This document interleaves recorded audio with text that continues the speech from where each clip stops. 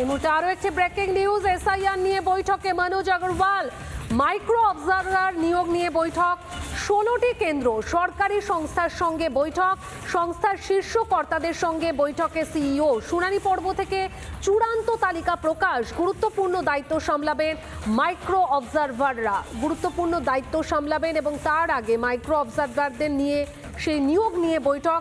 SIR নিয়ে বৈঠকে মনোজ আগরওয়াল এবং এই বৈঠক নিয়ে আরও তথ্য জানবো আমাদের প্রতিনিধি সৈকতের কাছ থেকে। সৈকত,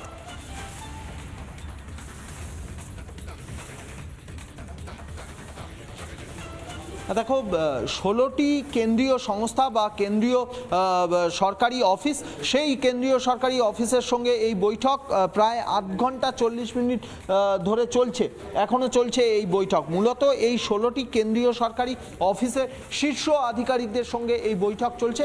তার কারণ গতকালকেই কেন্দ্রীয় নির্বাচন কমিশন রাজ্যের সিইও মনোজ আগরওয়ালকে রীতিমতো বিজ্ঞপ্তি প্রকাশ করে জানিয়ে দিয়েছিল যে শুনানি পর্ব থেকে শুরু করে একেবারে চূড়ান্ত ভোটার লিস্ট প্রকাশ পর্যন্ত মাইক্রো অবজারভার নিয়োগ করতে হবে এবং সেই মাইক্রো অবজারভার নিয়োগ করতে হবে কেন্দ্রীয় সরকারি অফিসারদের মাধ্যমে। বি গ্রেডেড অফিসার হতে হবে। সেই জন্যেই সেই মাইক্রো অবজারভার নিয়োগ নিয়ে সূত্র মারফত যেটা জানা যাচ্ছে 3300 জন মাইক্রো অবজারভার নিয়োগ করতে হবে। সেই বিষয়েই আজকের এই বৈঠক। ঠিক বিকেল 4:45 থেকে রাজ্যের সিইও মনোজ আগরওয়াল তার উপস্থিতিতে এই বৈঠক শুরু হয়েছে।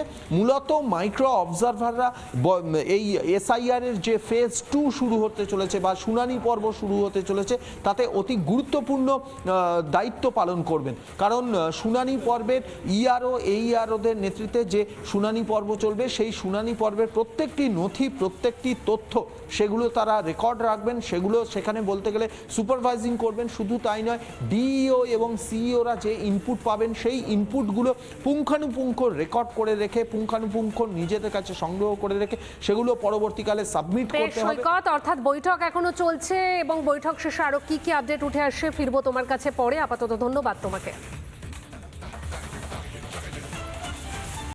নানা ধরনের কন্টেন্ট দেখার জন্য লাইক করুন, শেয়ার করুন আমাদের ফেসবুক পেজ, সাবস্ক্রাইব করুন আমাদের ইউটিউব চ্যানেল। পাশাপাশি অন্যান্য ব্রেকিং নিউজের জন্য অবশ্যই চোখ রাখুন রিপাবলিক বাংলায়।